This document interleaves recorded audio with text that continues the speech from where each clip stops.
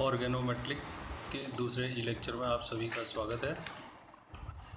कल हम ग्रिन्यार अपकर्मक के बनाने की विधि और ये मुख्य रूप से दो तरह की रासायनिक अभिक्रियाएं देके बहुत सारे कार्बनिक यौगिकों का संश्लेषण करने में सहायक है। आज हम इन्हीं के बारे में पढ़ रहे हैं। ग्रिन्यार अपकर्मक के संश्लेषणात्मक अनुप्रयोग, synthetic applications of Grignard reagent. सबसे पहला है एल्केन। निश्चित तौर पर एल्केन हमें नेचुरल प्रोडक्ट से ही प्राप्त होते हैं और लगभग C7 C8 तक के नेचुरल प्रोडक्ट एल्केन्स हमें वहाँ से नेचुरल सोर्सों से मिल जाते हैं। और भी एल्केन यदि बनाने हों तो उसमें ये ग्रिग्नार्ड रिएजेंट आपके एक महत्वपूर्ण रिएजेंट है। और जिस भी ऑर्गेनिक कंपाउंड में एक्टिव हाइड्रोजन एटम होगा या एक्टिव हेलोजन हो, वो सारे के सारे कंपाउंड ग्रिग्नार्ड रिएजेंट से रिएक्शन करके एल्केन रिलीज़ करते हैं, एल्केन बनाते हैं।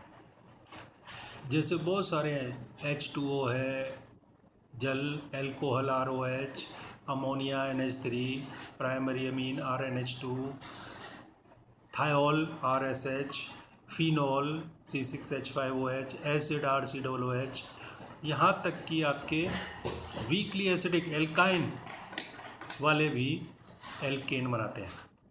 और एक्टिव हेलोजन एल्किल हैलाइड में पाई जाती है, वो भी आपके एल्केन बनाते हैं। ये ग्रिग्नार्ड रिएजेंट से यौगिक में प्रेजेंट सक्रिय हाइड्रोजन एटम को हम ज्ञात कर सकते हैं, क्योंकि यदि प्रति सक्रिय हाइड्रोजन एटम के अनुसार ग्रिग्नार्ड रिएजेंट के CH3MgX मेथिल मैग्नीशियम हैलाइड की रिएक्शन कराएंगे तो 1 मोल CH4 का फॉर्मेशन होगा। CH4 के मोलों की गणना करके हम कंपाउंड में प्रेजेंट OH ग्रुप की संख्या, SH ग्रुप की संख्या, अमीनो समूहों की संख्या ज्ञात कर लेते हैं। इस मेथड को हम कहते हैं जेरेविटिनॉफ विधि। तो ये आपके बहुत ही इम्पोर्टेंट है। ये यहाँ सारी रिएक्शंस लिखी हुई हैं कि आपके वाटर से रिएक्शन होगी तो आपके ये C2H6 एथेन बन गई, आपके एल्कोहल से होगी CH4 बन गया, आपके अमोनिया से हो गई, ये बन गया C2H6, आपके प्राथमिक अमीन मेथिल अमीन से रिएक्शन हुई, ये एल्केन बन गया, आपकी द्वितीयक अमीन से हुई, ये एल्केन बन गया, थायोल से हुई, ये एल्केन बन गया, सक्रिय एसिड डाइलिनिक हाइड्रोजन एसिड उनसे भी आपके एल्केन बन गया और ये हेलोजन से बन गया। तो ये सारी चीज़ें आप एल्केन बना सकते हैं इतने सारे कंपाउंडों से। हम एल्कीन का भी संश्लेषण ग्रिग्नार्ड रिएजेंट से कर सकते हैं। तो ये हम एल्किल हैलाइड की जगह एल्कीनिल हैलाइड का यूज़ करें तो आपके एल्कीन बन जाती हैं।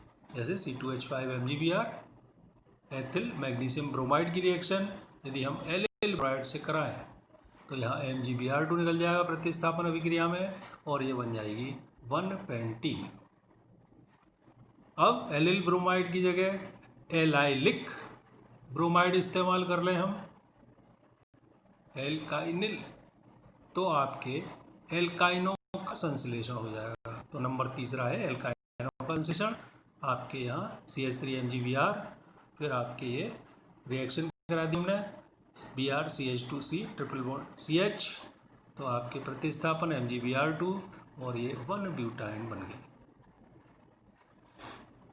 चौथा एल्किल हैलाइड का भी संश्लेषण हम ग्रिग्नार्ड रिएजेंट से कर सकते हैं। तो उसके लिए हमें हेलोजन से रिएक्शन करानी पड़ती है। जैसे यहाँ CH3MgBr मेथिल मैग्नीशियम ब्रोमाइड की रिएक्शन आयोडीन से कराएं तो मेथिल आयोडाइड बन जाता है। इससे हम ग्रिग्नार्ड रिएजेंट से एल्कोहलों का संश्लेषण भी कर सकते हैं। इसमें भी समान कार्बन वाला एल्कोहल यदि बनाना है तो उसके लिए हम क्या करते हैं, ऑक्सीजन के साथ -80 डिग्री सेंटीग्रेड पर ग्रिग्नार्ड रिएजेंट की क्रिया कराने पर हाइड्रोपरऑक्साइड बनता है, जो कमरे के ताप पर अतिरिक्त ग्रिग्नार्ड अपकर्मक से क्रिया करके समान कार्बन वाला प्राथमिक एल्कोहल बनाता है।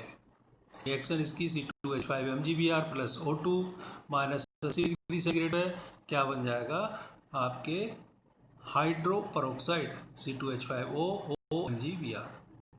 अब इसका यहाँ जल अपघटन करा दें तो हमारा एथिल हाइड्रोपरऑक्साइड C2H5OOH, और यदि अतिरिक्त होगा C2H5 MgBr तो उससे रिएक्शन करने पे C2H5OH, यहाँ भी C2H5OH था दो कार्बन वाला, और ये दो कार्बन वाला ही एल्कोहल, और बनाए C2H5O MgBr, फिर हाइड्रोलाइसिस हुई तो ये C2H5OH।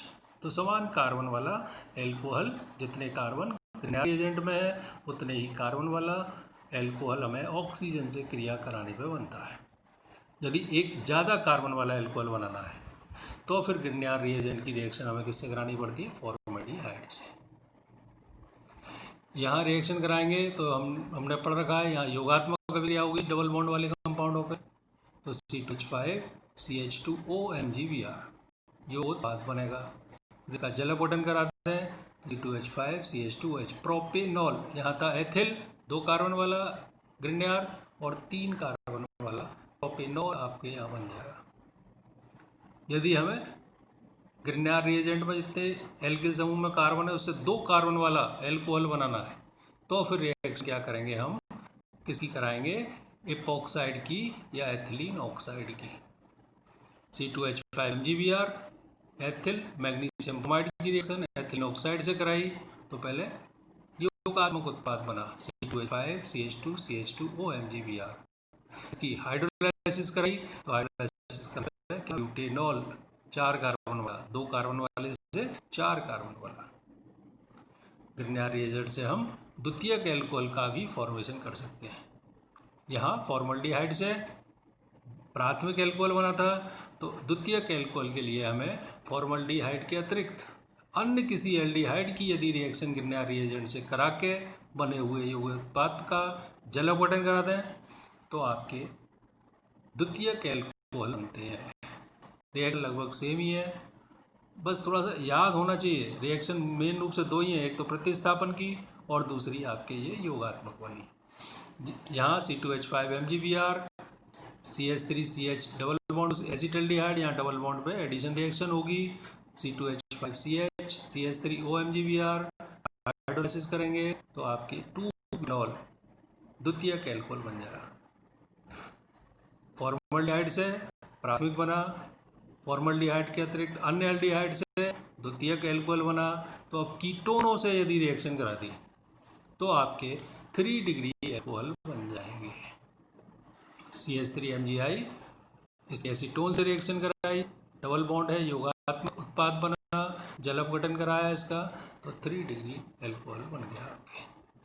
ध्यान रखना चाहिए कि यहाँ ग्रिग्नार्ड रिएजेंट की जो मात्रा है वो बिल्कुल नियंत्रित परिस्थिति में होनी चाहिए, क्योंकि ग्रिग्नार्ड रिएजेंट बने हुए एल्कोहल से भी क्रिया करके एल्केन बना सकता है। तो ये सावधानियाँ यहाँ संश्लेषण के दौरान हमें रखनी पड़ती हैं। इससे हम कार्बोनिल यौगिकों का संश्लेषण कर सकते हैं।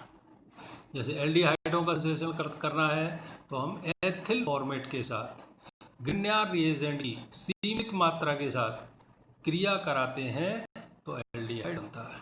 यदि ज़्यादा मात्रा होगी तो क्या होगा, एल्डिहाइड भी रिएक्शन करते हैं, यानी कि आपके 2 डिग्री एल्कोहल बन जाएगा। यहाँ रिएक्शन देखते हैं CH3MgBr प्लस आपके ethyl format C double bond O है, यहाँ एडिशन रिएक्शन होगी, ये बना हुआ योगोत्पाद जल अपघटन कराते हैं, ये बन गया आपके CH3CH। ये वही जल अपघटन के बाद यहाँ से जल अपघटन होगा तो ये OH आ गया, और फिर ये नीचे वाले O(C2H5) का भी जल अपघटन होगा तो एक फिर आ जाएगा, यानी कि आपके